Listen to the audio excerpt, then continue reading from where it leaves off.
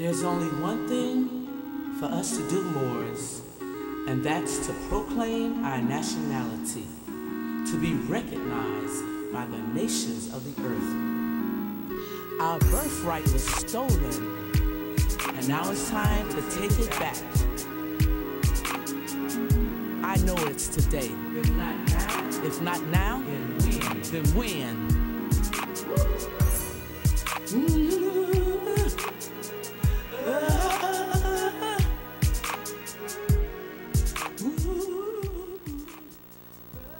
Islam, Shalom, Assalamu Alaikum, Hotep, and peace.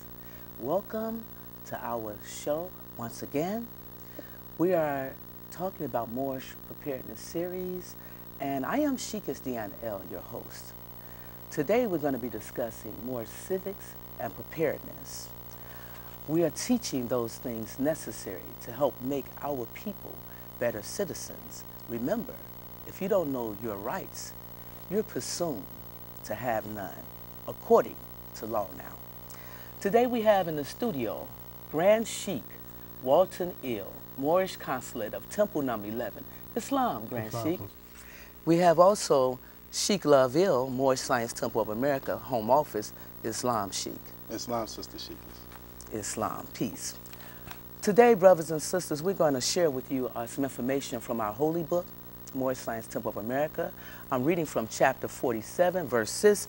It states, the Moabites from the land of Moab, who received permission from the great pharaohs of Egypt to settle and inhabit North America. They were the founders and are the true possessors of the present Moroccan Empire. Grand Sheikh Walton Ill, how is it the Prophet Noble Jew Ali is emperor of the present Moroccan Empire? And what is the present Moroccan Empire today? Yes, ma'am. I want you to hold up the picture of the Prophet sitting on the throne. This was chapter 29. This is the chapter 29, magistrate and subject. O thou, the favorite of heaven, whom the sons of men, they equals, have agreed to raise to sovereign power, as set as a ruler over themselves. Consider the ends and importance of their trust, far more than dignity and height of thy station. Thy art clothed in purple, seated on the throne, the crown of majesty invested thy temples. The scepter of power is placed in thy hand, but not for thyself. Or were these insights given, not meant for thy own, but for the good of thy kingdom? So you can stop there. The prophet knew from 1928 that he wasn't going to partake into what he had given unto his beneficiary and heirs to the Moorish Science Temple of America. And those, which was the trust, the 1928 Vast Estate Trust. But how he is tied into the present Moroccan Empire, we go to chapter 47. Chapter 47 is a fee simple absolute deed, in which a fee simple ties back to inheritance. And absolute means total. They can never sell. By birthright, you inherit the land, but can never sell the land. It's not to be sold by the ones who inherit the land. So by birthright, the importance of the prophet touching on birthright was key. And the present Moroccan Empire was stretched from, and you go into chapter 47, he gives by metes and bounds, he gives in the fee simple absolute deed and verse 7. He said, the dominion and habitation extended from northeast, southwest, northeast and southwest Africa across the great Atlantis, even unto the present North and South Central America, also Mexico, and the Atlantis Islands before the great earthquake was called the Great Atlantic Ocean. So right there describe North and South Central America, or Mexico, is the present and modern day Moroccan Empire. Absolutely, and that has been documented. I thank you for that, brother. As I mentioned, we're talking Moorish Civics and Preparedness. And civics, that department of political science which teaches the citizens citizenship and the rights of citizenship, the duties of citizens, and relating to citizens, cities, and to civil affairs. Yes. Now, we understand it is the duty of all true American citizens to take their places in the affairs of their cities and their communities. Yes. Let's talk about the status here in North America of the minority. What is the status of a minority? Right now, the status of a minority is that of a serf, slave, in the feudal system. You know, you would consider lord and none. It has a status. Even an animal has a higher status than a Negro. Animal does. And that's going to the Black Code of 1720. I think 1725. It's still on the books, and it's hidden through municipal codes today, statutory codes. The same law still applies. The Black Codes of 1724 still applies. The Negro Act of 1601 still applies. The Virginian law still applies to today, until this day, because anyone who deludes to Negro, Black, colored, African American have subject themselves under the dominion of those particular, entities that are held as slaves. I'll put it like that. Okay. The Virginia Corporation. So basically, brother, what you're saying is that minority is another word for slave in North America. Yes, ma'am. Now, I'm sure the listening audience may be a little shocked as a result of that, because we say minority so frequently. Sheikh Loville, what are some of the strategies used today to keep the minorities from rising to the highest heights?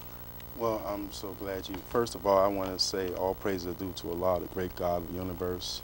I'd like to give honors to Prophet Noble Ali for teaching us the truth about who we are, where we come from. Islam. Nationality is truly the order of the day.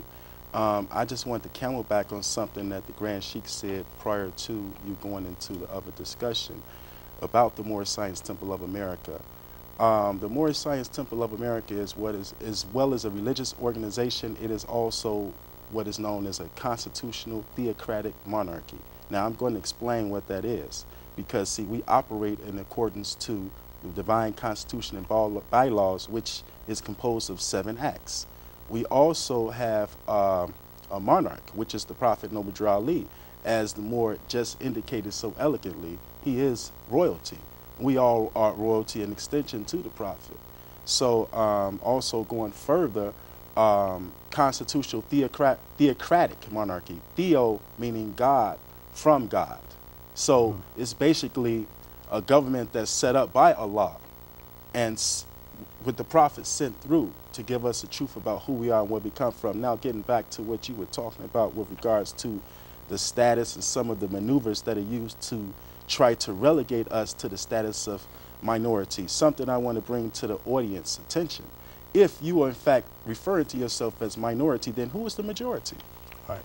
See, these are things that we have to be cognizant of. And this is why we have to utilize critical thinking when we talk about civics and how it relates to us. You also brought us something earlier with relates to civics and how it is the duty of citizens or members to pretty much enforce the laws and make sure everything is going above board with that particular entity, whether it's a religious society or some other form of government. Some of the maneuvers that I think is interesting that are used to continuously relegate us to minority status is, well, when they say you need an attorney or you need someone to handle your affairs. Not to say that there's something wrong with having an attorney to handle your affairs, but when this is utilized, when you actually have a situation where there are people that are making a stand for their actual freedom, such as we, Moorish Americans, Moorish American Muslims in this day and time, and then for ones to try to utilize that as a strategy, well, you need an attorney. First of all, if someone is representing you, then that means that you're not cognizant of how to handle your own affairs. So that puts you in a minor status. Minor is the root word to minority.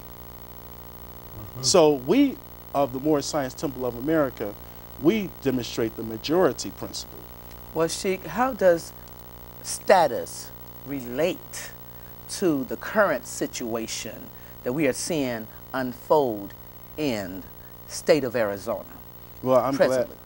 glad you brought that up, Sheikahs, because see, it's really basically this is a replay of what the Prophet Noble Ali stated within the divine warning, when he stated that if Italians, Jews, Greeks, and Irish are forced to proclaim their nationality, then it's only right that all other citizens are forced to proclaim their nationality. So it's become a situation, an issue now where you have people who are actually indigenous to the land who are being looked at as foreign to the land, or looked at as if they're outside of.